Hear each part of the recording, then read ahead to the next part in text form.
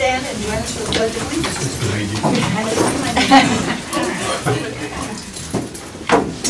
I pledge allegiance to the flag of the United States of America and to the republic for which it stands, one nation, under God, indivisible, with liberty and justice for all.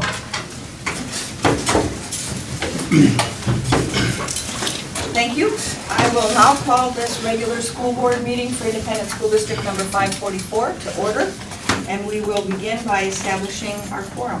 Matt Lemke, here. Emily Knudsen, Here. Ellie Cole, Here. Steve Dingasoff, here. Lynn Danielson, here. Melissa Cooney is absent. We have a quorum. All right, thank you.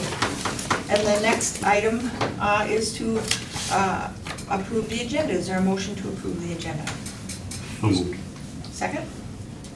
Second. All right. Second. Matt? Take it, Matt. Any discussion on the agenda? All in favor of approving, say aye. Aye. Opposed, say nay. All right, that's approved. We have an acknowledgement to thank Janet Lundquist for her donation to the track booster account for Otter track supplies and equipment in memory of Greg Fuzz Noren. So thank you for that, Janet Lundquist. And we will move on to reports, and we're going to start with Carrie Thompson, our curriculum director on curriculum implementation plans. Good evening. This has been a challenging year for me because I've never run 7 subjects through the curriculum implementation at the same time. But I think we're going to have some good results for the students in the fall. You did receive in your packet a summary page about each one of the 7 subjects. And I'm not going to highlight every one of them because you've looked at those yourself, but I do want to prepare, I have some comments that are some generalizations about all of the subjects. And then if you have questions about particular things, we can do that. I found some common themes in all of the subjects. 5 of these subjects are what we would call the old vocational type subjects, and then plus visual art and library. But in all of these subjects, teachers were very careful to think about how their work would affect other things that students are doing through the day. They were very conscious of that. 5 of the subjects have advisory committees. They have community people who come in 2 or 3 or 4 times a year to give them information about what's happening in industry, in parallel work situations to their subject, to inform teachers about trends in their field, to review the curriculum, to advise teachers about technology and what should be happening here if we're trying to help students transition to what comes next. Sometimes the advisory committees provide financial support. They give us connections to community places where we can have students have experiences, and in some cases it's a requirement of financial reimbursement for grants and various state dollars. So I just wanted you to be aware that several of these groups are bigger than our teacher groups. They're receiving advisement from community people. Another common theme is that they all studied standards, either state academic standards. For subjects that don't have state academic standards, they look to national standards or industry standards. And in the area of visual arts, the state standards are being reviewed this year, and they actually are still in draft 2. So we did the best we could to work with them throughout the year. We have a state art specialist coming on Thursday this week who's going to look at our work and tell us how we're doing and how we're matching what he anticipates the legislature will approve of standards in May. Another common theme is that they all prepared some sort of supporting documents, and in each of these subjects they're all unique, so their documents they don't look all exactly the same. Some groups prepared a syllabus for each course, and they organized themselves chronologically how the course would be taught through the year if it was a high school course.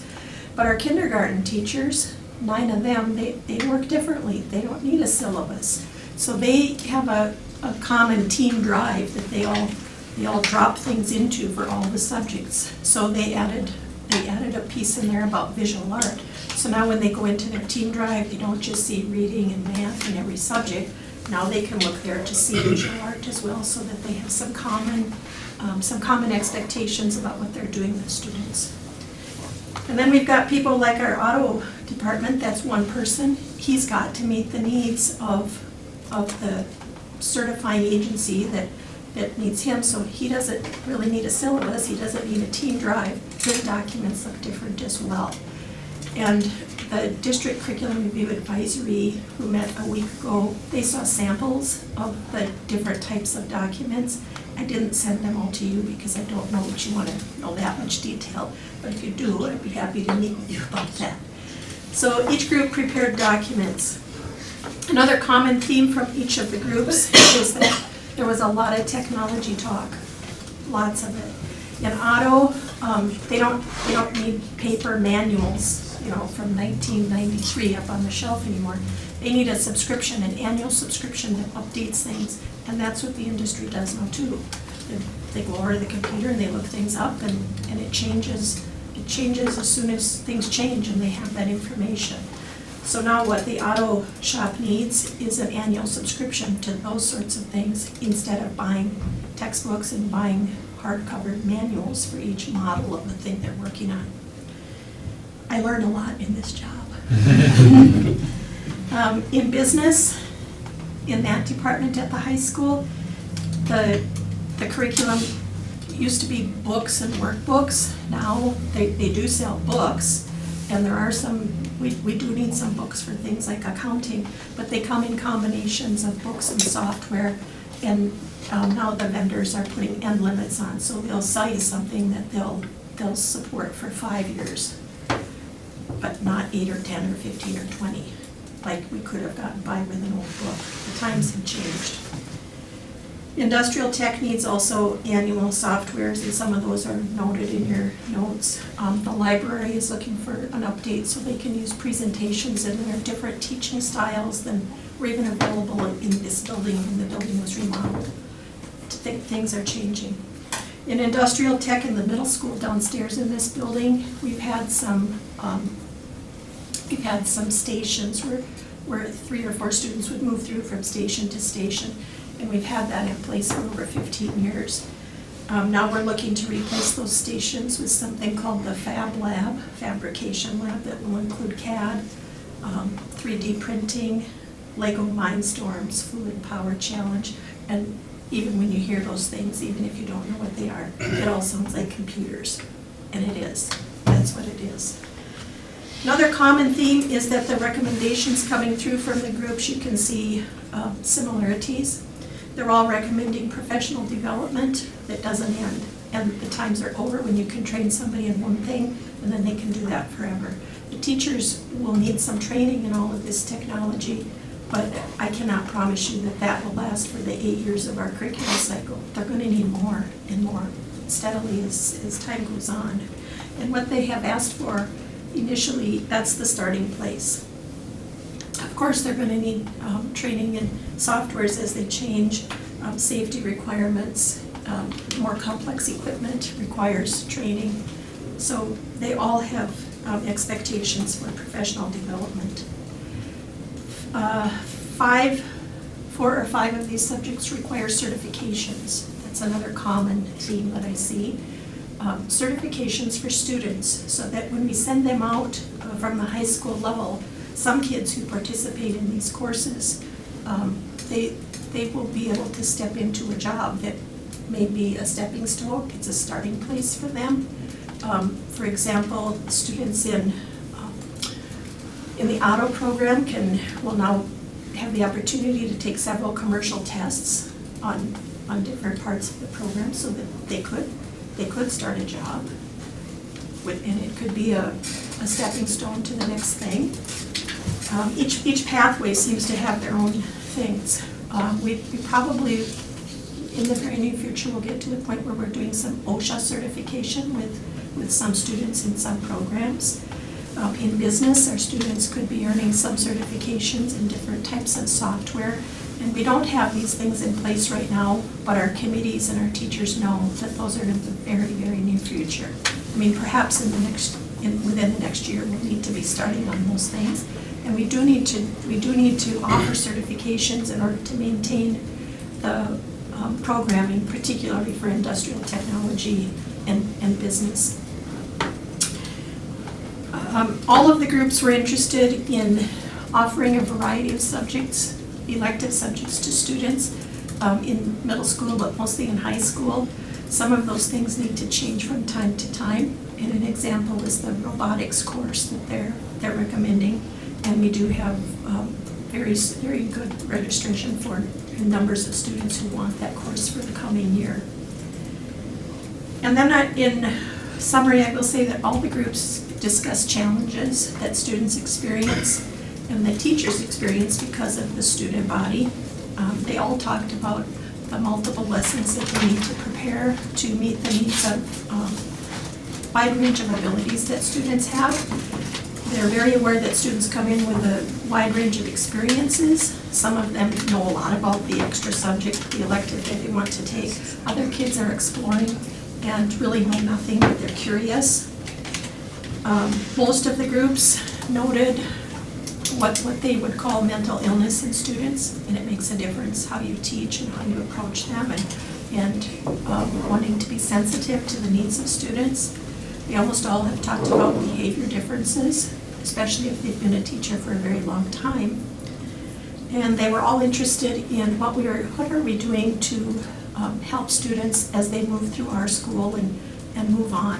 What are we doing about offering them exposure to lots of different things so that they can hone in on choices that are best for them?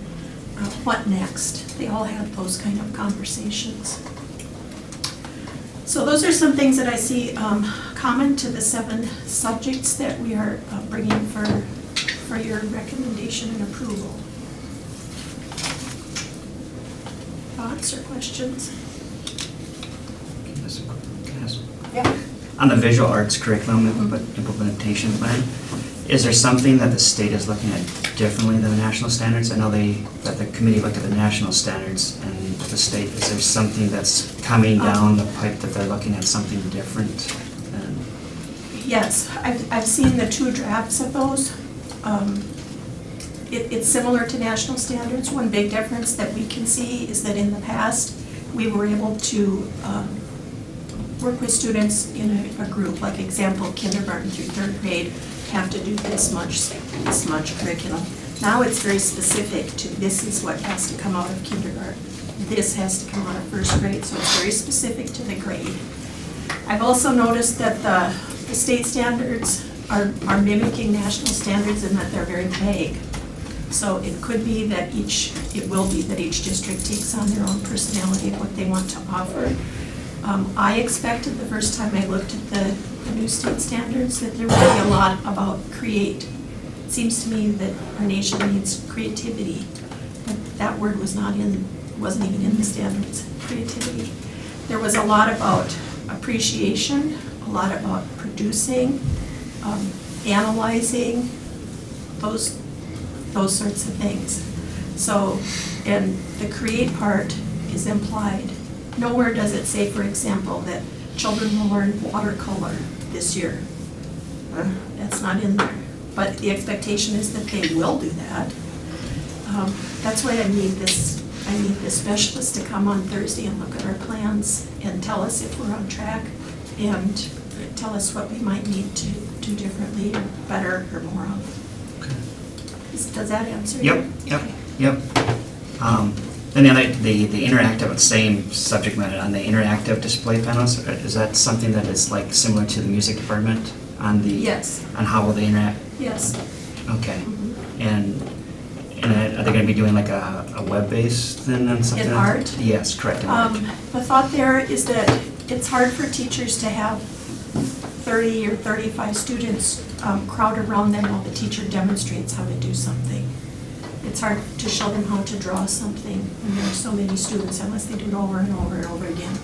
So if they can draw it on their iPad, that's what they're thinking, and then it can show up on a screen where it would be easier and more efficient for students to see that, they'd like to do that. They're also looking for the iPads to use with students who have serious special needs, who maybe can't grip a marker or a pencil, but maybe they can touch something with their hand. They've really been very careful about considering some of those things, not for all students, but we want to have tools in place so every student that comes can be a participant. One might think that the online curriculum would be cheaper than textbooks. So how does that fare, actually? Sometimes it is and sometimes it isn't, but they all have subscriptions that end, that stop. And, you know, if you're careful with a book, it will hold together, but what's in the book becomes outdated. Now we're in this information age where what I knew this morning now is probably different in some cases when I go home for supper. Something happened. Somebody learned something, somebody found it.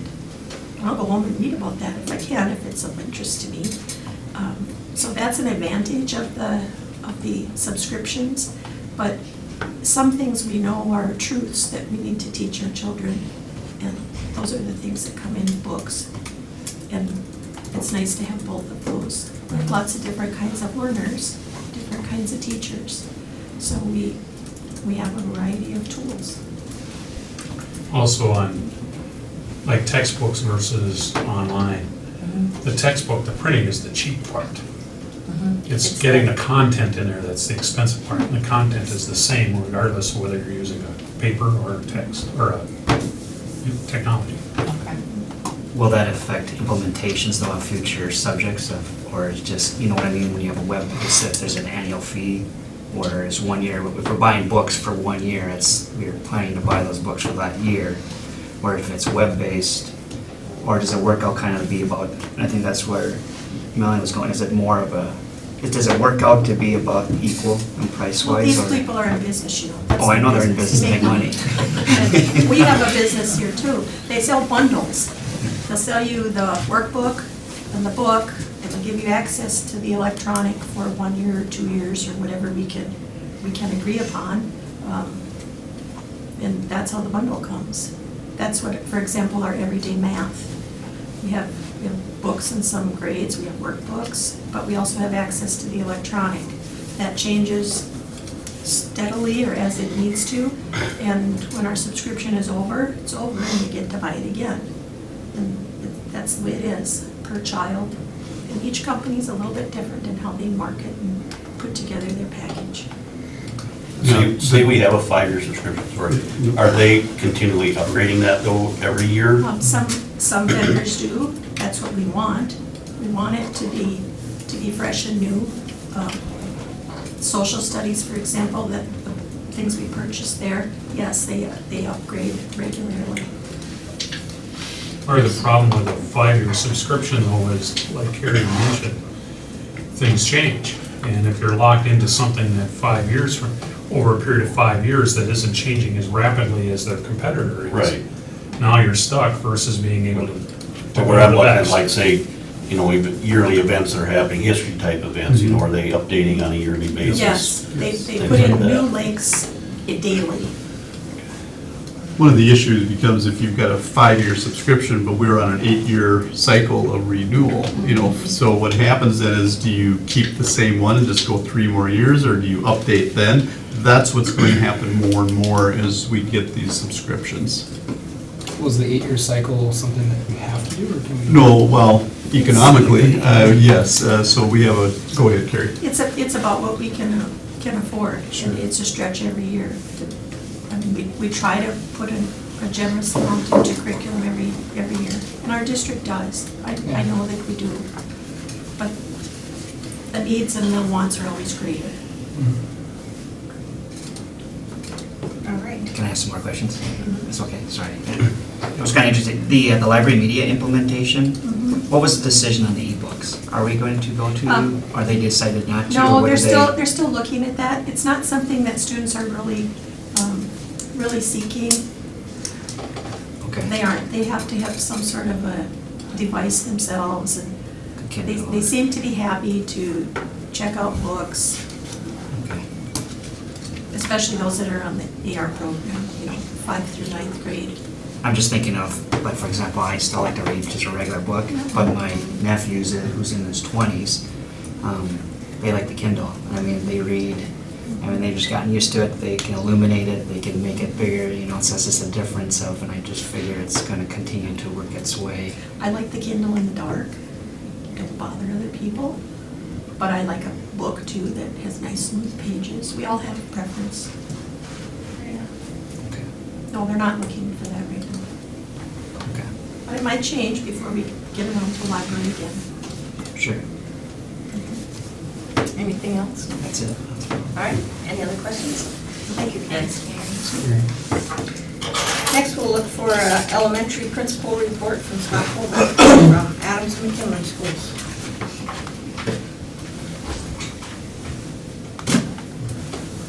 Good evening, everybody.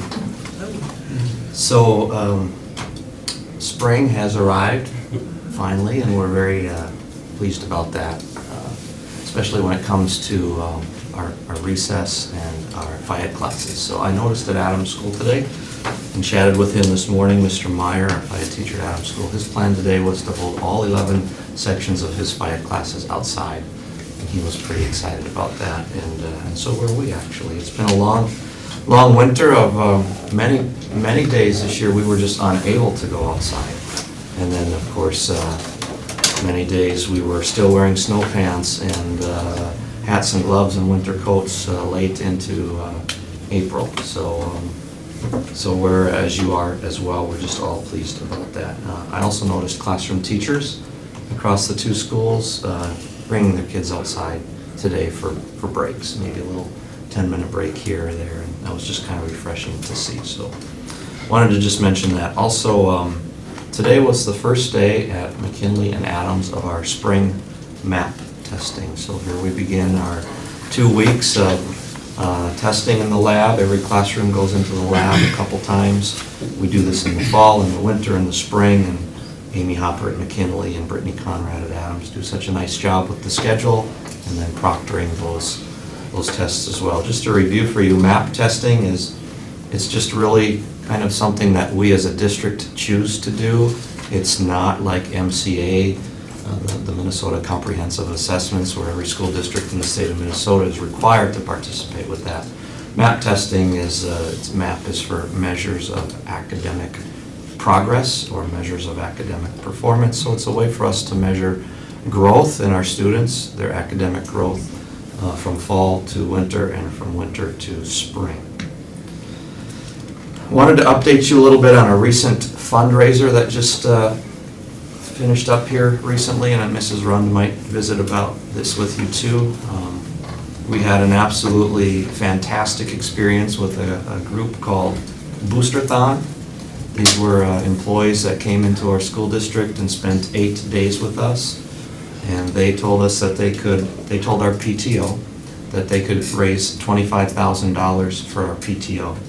And we were skeptical, and we just thought, okay, let's see what happens here. And they came through with not $25,000 for our PTO, but $29,000 for our PTO. And this was a fundraiser where our students, they sold nothing. This was not a product that anybody was selling. These were kids talking to family and friends and receiving pledges for how many laps they would run on the 8th day, the culminating event. And so many kids were, a very common pledge was, hey, I'm going to pledge you $1 per lap, knowing that most kids would run anywhere from 30 to 35 laps. We held our culminating event on the 8th day of the fundraiser. We held it in the community arena. We would have rather held it on our football field, but weather dictated that we needed to go indoors, so thankfully we have a nice community arena, and I just wanted to say thank you to our city for allowing us to use that on a school day. The fun run was referred to as either the fun run or the Otter Dash, and the kids ran laps to music and a DJ, and it was quite exciting. And I think you were there, right, Natalie? So you observed that and witnessed that. And this group they're very professional. We had them in our buildings. They went into each classroom for about 5 minutes per day. They showed a daily video that lasted about 7 minutes. Each video contained a character or a character trait. And we had a PTO meeting the other night, and we've received feedback from community members and from teachers on, what are a few things that we might do a little bit differently next year. And so we have some good ideas how to make it just even a little bit better for next year. Wanted to just tell you that McKinley and Adams schools were awarded Minnesota Reading Corps Literacy Tutors for next year. There's an application process that we go through each year. We applied for 2 and received 2 at McKinley, applied for 1 and received 1 at Adams.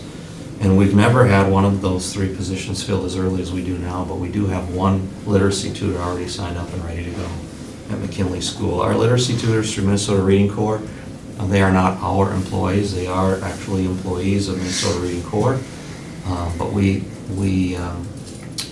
come alongside them in kind of the hiring and selection process.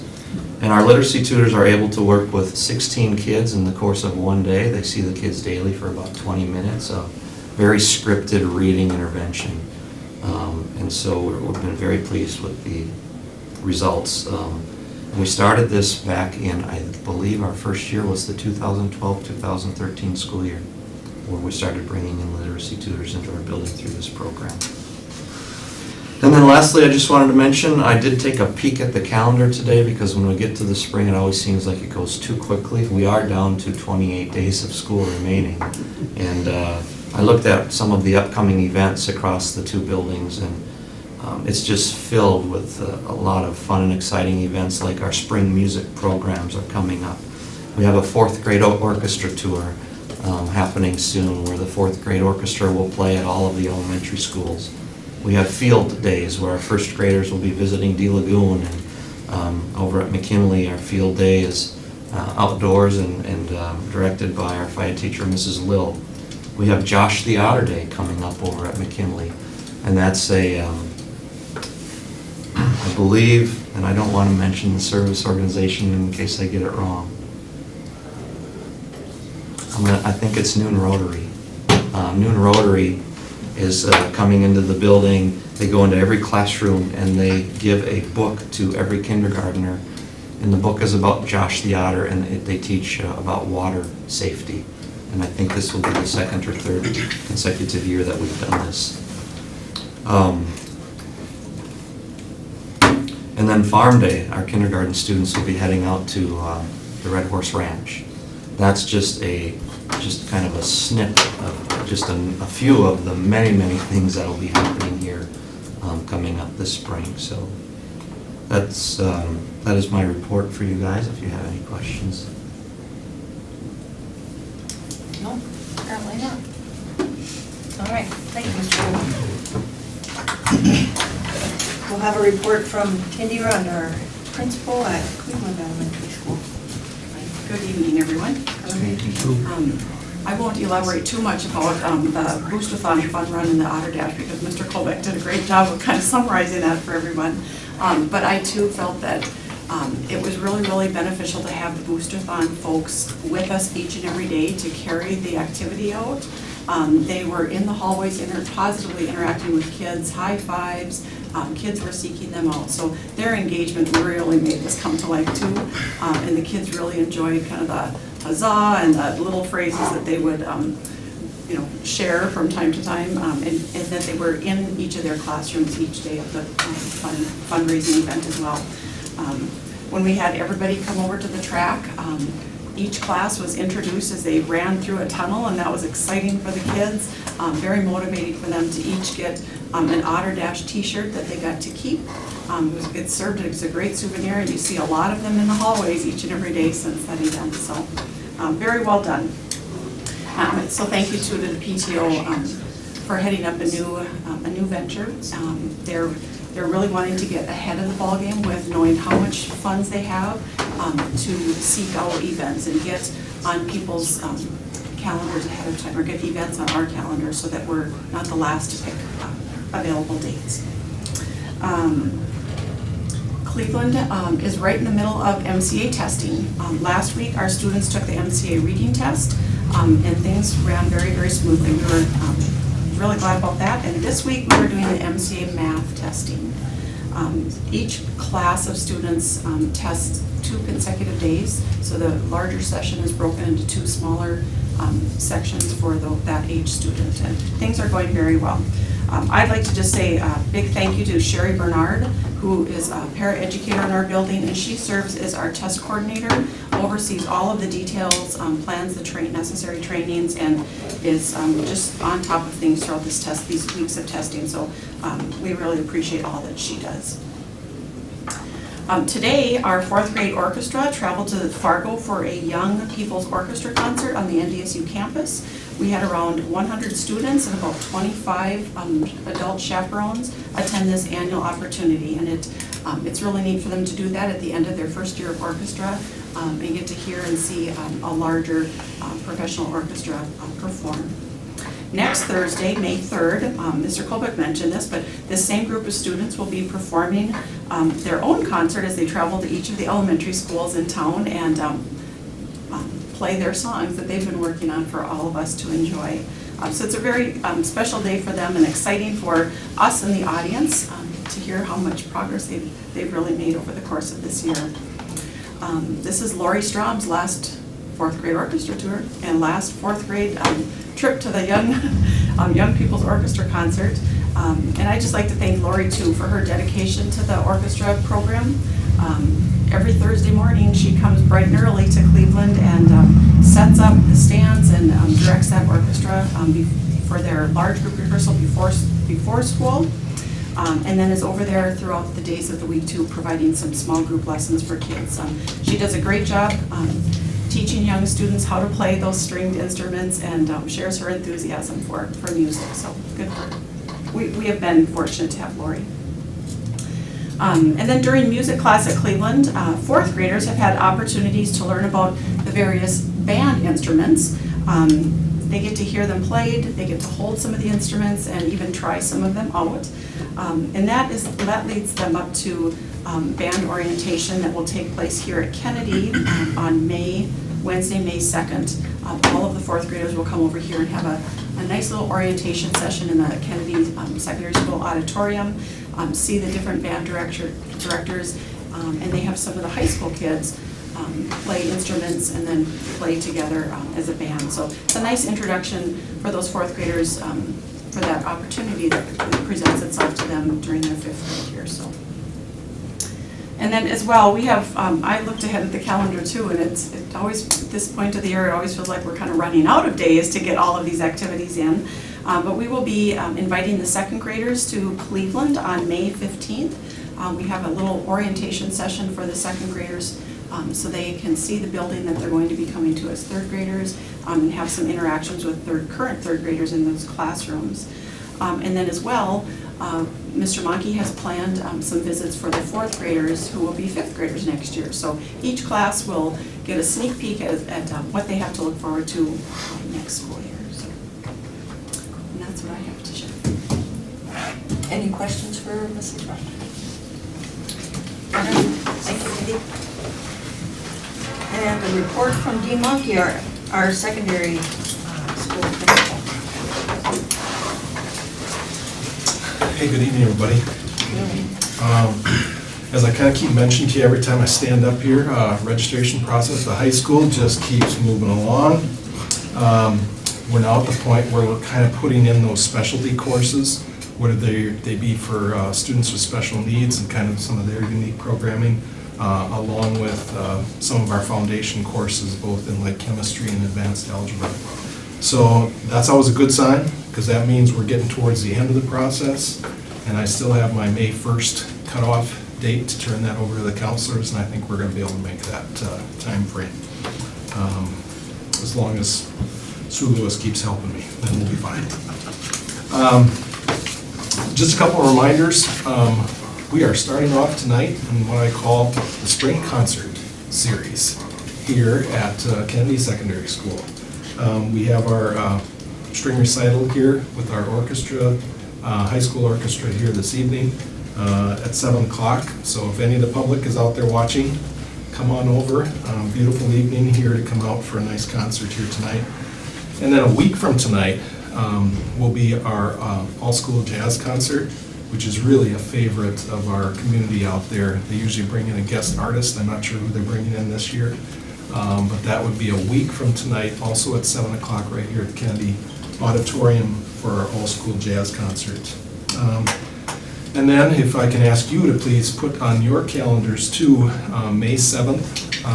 That will be a Monday evening where we'll have our senior recognition awards program.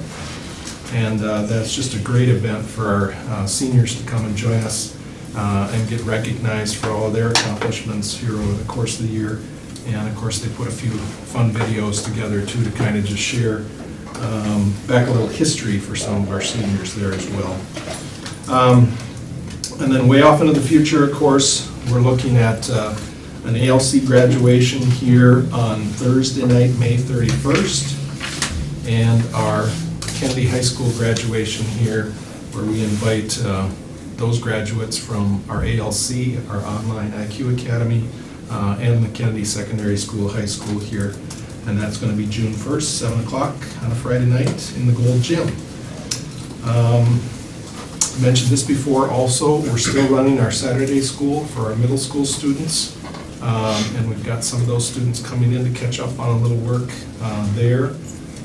And we'll also plan on bringing a request to you here shortly in relationship to a June remedial middle school summer school that we try to run too. And Gary Hoffbeck has been instrumental in helping us run all of those programs here for our middle school students. So we greatly appreciate his efforts.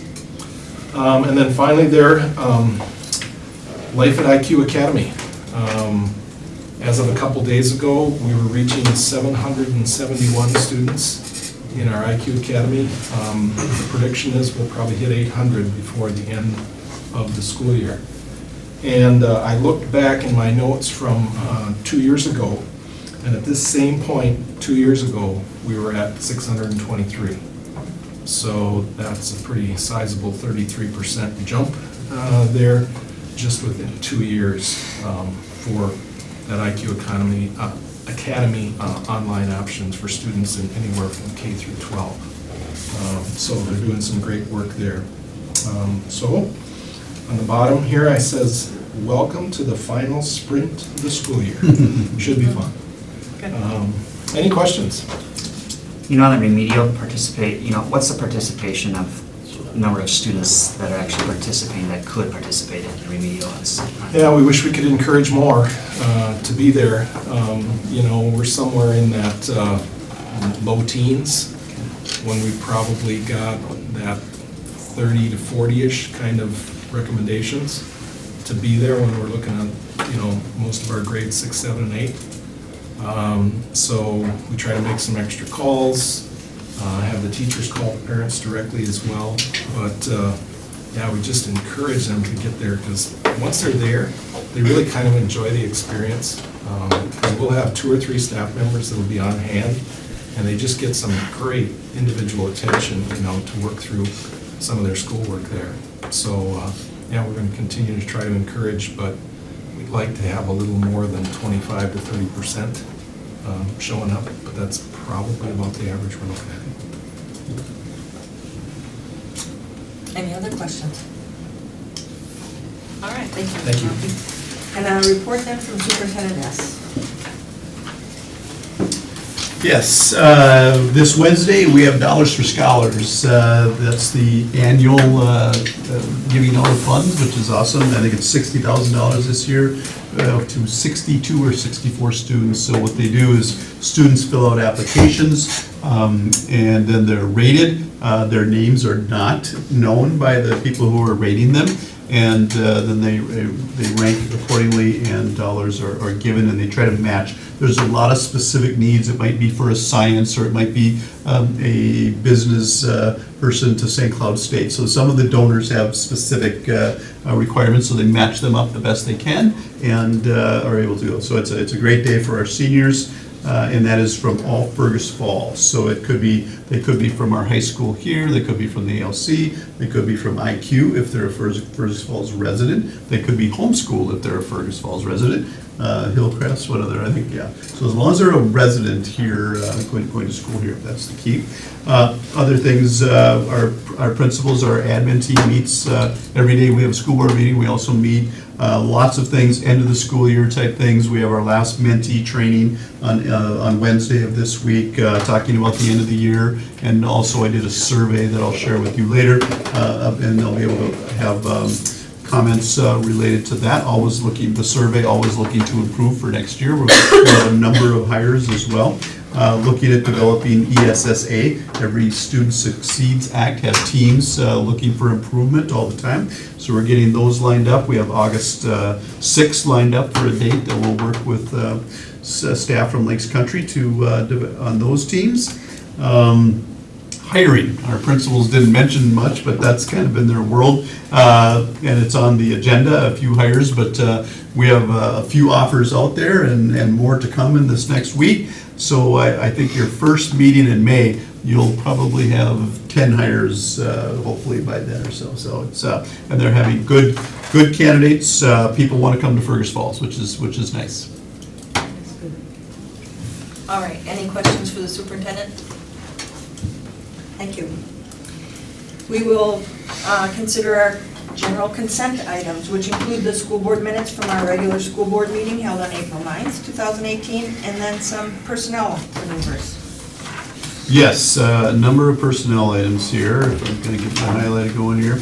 So certified teacher resignation, Peter Butendorf, our teacher, is resigning effective at the end of this school year. And then we have hires, Nicole Shaleski, an elementary teacher, starting next fall, along with Christina Weisel. I'll never pronounce her name right until I gotta get that one burned in my head. And elementary teacher as well. And then resignations, Jennifer Whitted as our student services coordinator. Probably homework help is probably where you see it more of that name. And then Mallory Stone, a special ed paraprofessional, and all of those are at the end of the school year. So recommend approval of those items. All right, is there a motion to approve the general consent? So moved. Is there a second? Second. Any discussion on any of the items? All in favor of approving, say aye. Aye. Opposed, say nay.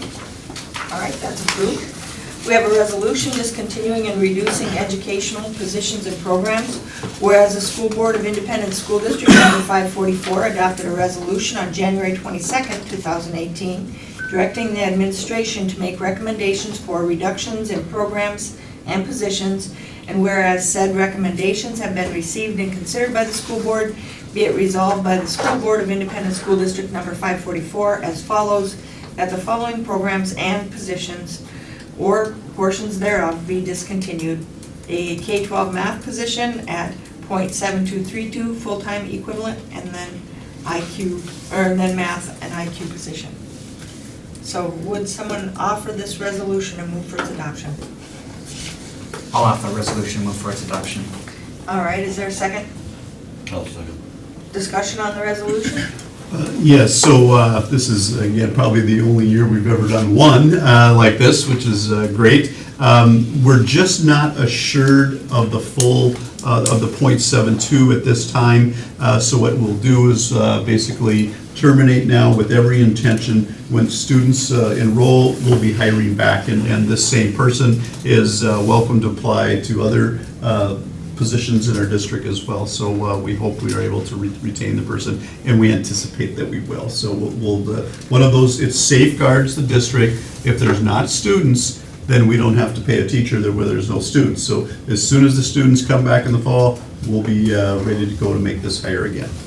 All right, very good. Any other discussion? Clerk, will you take roll? Matt Lemke? Yes. Kim Vigasa? Yes. Melanie Cole? Yes. Blaine Daniels? Yes. Melanie Knutson? Yes. Resolution passes. All right, thank you. We have another resolution relating to the termination and non-renewal of the teaching contract of blank, a probationary teacher. So these two are connected, whereas blank, and I'll fill it in at the end, is a probationary teacher at Independent School District number 544. Be it resolved by the School Board of Independent School District number 544 that pursuant to Minnesota Statutes 122A.40 subdivision 5, that the teaching contract of blank, a probationary teacher and Independent School District Number 544 is hereby terminated at the close of the current 2017-18 school year. Be it further resolved that written notice be sent to said teacher regarding termination and non-renewal of his or her contract as provided by law, and that said notice shall be in substantially the following form. Notice of termination and non-renewal. Dear Mr. or Miss Blank, you are hereby notified that at a regular meeting of the School Board of Independent School District Number 544 held on April 23rd, 2018, a resolution was adopted by a majority roll call vote to terminate your contract effective at the end of the current school year and not renew the contract for the 2017-18 school year. Said action of the board is taken pursuant to Minnesota Statute 122A.40, subdivision 5. You may officially request that the school board give its reasons for the non-renewal of your teaching contract. For your information, however, this action is taken because of the financial condition or in order to improve efficiencies of the school district. Sincerely, Blaine Danielson, Clerk of the School Board, Independent School District Number 544. The letter is going to number 1, Diane Anderson, and number 2, Tara Miller. And if you remember at the last meeting, we did .5 special education, that's Diane Anderson's position. Again, we anticipate her hiring back, we're hiring her back when the students come back in the fall, and Tara Miller is the math person. So those are the two, they're both IQ Academy teachers. All right, thank you. And so will someone offer this resolution to move for its adoption? I'll offer the resolution, move for its adoption. Okay, and a second? I'll second. All right, any discussion? Okay, clerk? Natalie Knutson, Yes. Blaine Danielson, yes. Molly Cole? Yes. Steve Basod? Yes. Pat Lemke? Yes. Resolution passes. All right. Next, we have our GASB 75 report. It's a other post-employment benefits actuarial study. This is an annual thing. I'll entertain the motion first, and then we'll have the business manager give us an overview again. So, is there someone that will make a motion to accept the GASB 75 report? So moved. And is there a second? Second. All right. Mark, when you want to lay it on us? Sure, and I'm going to go in just a tiny bit of detail here because I know we have some newer board members so that they can understand. Probably 10 years ago or so, maybe even more, governmental agencies were by and large giving benefits to their former employees in the form of health insurance. But there wasn't any real accounting standards for it. And what was happening is health insurance was going up, the economy was tanking, and the boards of the various entities didn't really fully understand why they were going broke. And so there came a requirement by the GASB, which is Governmental Accounting Standards Board, and they came up with a set of rules to say how you account for these benefits, otherwise known as other post-employment benefits. So, in other words, it gave them, these boards, school boards and city councils and so forth, a means to decide on, to plan for these benefits in their budget and so forth. For Fergus Falls, however, we don't have post-employment benefits. We do offer retirees to stay on our health insurance, but it's at their own cost. There is no contribution by the school district. And unfortunately, we are still required to fill out the documentation that is required and reported in our audit. And it's done every 2 years. So this is the report for this that it just got completed. It will go to our auditors, and it basically will say that we're a pay-as-you-go type of thing. We do have a retirement benefit, but it's now been phased out, and it's now down to $800. Whoop-de-doo. It used to be tens of thousands of dollars, but it's now down to $800. In July 1, it's down to 0. Okay. But it never has the school board then taken it that extra step into health insurance. But nonetheless, we still have to have the report. It has to be done every 2 years. We only we only pay $5,200 for the right to have this study done. But I can tell you that other districts and county governments and so forth pay far, far more because they do have these benefits and it takes a lot longer to do the calculations. So with that, I recommend that, and yes, we have talked to legislators to say that can we be exempt? Can there be some way to do this? And that nothing ever happens, but I'm guessing that they want us to continue with the process just in case sometime in the future we decided to pay benefits to retirees. So that's why I don't think it's ever going to go away. Mark, any idea how many other districts are like us that don't have this? It's a handful, Okay. you know, I mean, it's probably more than you think, but it's a good number of districts in Minnesota. I don't know, nationally, it could be a lot. I know, for example, that the case that we always heard was the city of Duluth. Duluth was going broke, and they really didn't have any understanding why. And then they discovered that you only had to work there 10 years, and you got fully paid health insurance for the rest of your life, whether you worked there or not. And they were at the point where they were having to shut off city streetlights because they couldn't afford anything because everything was going towards health insurance of people that no longer work for the city. So, like I say, Fergus Public Schools does not have that benefit, and to my knowledge, never has. And I've been here a long time. Any questions about the report? All right, hearing none, all in favor of approving the report, say aye. Aye. Opposed, say nay. All right, that's approved. We have a calendar in our packet from the IQ Academy for the next school year. Is there a motion to approve that? So moved. Is there a second? Second. Any discussion on their calendar? All right, separate from ours because they don't necessarily have the same considerations as a brick and mortar school, so. If there are no questions, then all in favor of approving, say aye. Aye. Opposed, say nay. Okay, that's approved. Can we have a motion to call for quotes on workers' compensation insurance? And is there a second? A second. All right. And Mark, you want to tell us a little bit more about this? It's just one thing we do every year, go out and see if we can get the best price for worker compensation insurance. I think I'll probably be back one of the May meetings, I'm assuming maybe even at the first meeting in June with results. Okay. Very good. Any discussion or questions about calling for this quote? All in favor of approving, say aye. Aye. Opposed, say nay. All right, we'll do that.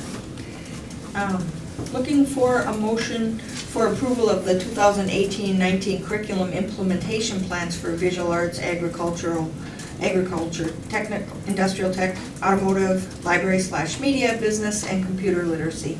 This is relative to the presentation from Carrie Thompson I had this evening. Will someone make a motion to endorse those curriculum implementation plans? So moved. Is there a second? Second. Any discussion? Just thankful for those committees in North that they put into it. Right. Look like that. Anything else? It was 7 of them because these are smaller classes? Yes, and these all meet together in a PLC, so the idea was to put them all together in the implementation plan. Yep. Okay, very good. Anything else? All in favor of approving those curriculum implementation plans, say aye. Aye. Opposed, say nay. All right, those are approved. Looking for a motion to endorse Discovery Benefits as the district's flexible spending plan provider beginning on August 30th of 2018. Someone willing to make that motion? So moved. Oh, go ahead. Nope, take it. Matt, and then? I'll second. And then second, then by Blaine. All right, and who wants to explain this, Mark, or? Yeah, I can explain it. All right. Like it says up there on the screen, Region 1, which has been our provider for many, many years, has informed us that they no longer wish to provide flexible spending account services to our employees or any employees that they were serving in the upper west central Minnesota, northwest Minnesota area. They did provide some names of other agencies in the state. 2 of them responded to my requests. Discovery, pricing is very similar. In fact, I think price is maybe $150 a year difference, with Discovery being a little higher. But at the same time, I was very impressed with the user interface, making it very technologically oriented. And I tell you, if I can get one less person to call about their flexible spending account, it'll be $150 in the bank easily. So yeah, the interface was very important to me, and I liked what they had, so. And I will just say too, Mark, just being that they're local in Fargo, our company has them. They're easy to work with, they're easy to get a hold of, very knowledgeable. And like you said, the online stuff to go on and do the stuff online is pretty easy, so. Good. All right. Any other discussion or questions about this? So then, in regard to the motion, all in favor of endorsing Discovery Benefits as our district's flexible spending plan provider, say aye. Aye. Opposed, say nay. Okay, very good. Is there a motion to change the Boys and Girls Nordic Ski Program from an independent provider to a school-funded program? So, And is there a second? I'll second. All right, any discussion on this? I could fill in, the activities committee met, which was Steve and Melanie and Blaine. And recommending this, activities director Derek Abrams showed that they are consistent with other, like cross-country, for example, their numbers are there. We're the only school district in the Central Lakes where we're not the school-provided program for the Nordic skiing. So looking at the numbers, the activities committee is recommending this to the full board. Any questions? All right, all in favor of approving that change, say aye. Aye. Opposed, say nay. All right, that's approved, and then we gotta clean up with this detail. Would someone endorse that we put in an application for dissolving the cooperative sponsorship for Boys and Girls Nordic Ski beginning with the 18-19 school year? So moved. And a second? Second. All right, take Steve for the second. And of course, this is just the finishing up to take away the cooperative that we'd had in place before we turned it into a school-funded program, so. Any questions on that? All in favor, say aye. Aye. Opposed, say nay. And that is approved. Well, the board will stay around for a work session with topics being on a principal survey, mentor-mentee survey, staffing and programming updates as we wrap up this year and look to next year, and then our update on our 403B bids. So, next board meeting, 5:15 on Monday, May 14th. And that is it. Is there a motion to adjourn? So moved. All right, I got Matt on that. Second on Blaine. Any discussion? All in favor of adjourning, say aye. Aye. Opposed, say nay. And we are adjourned. Thank you. Is that?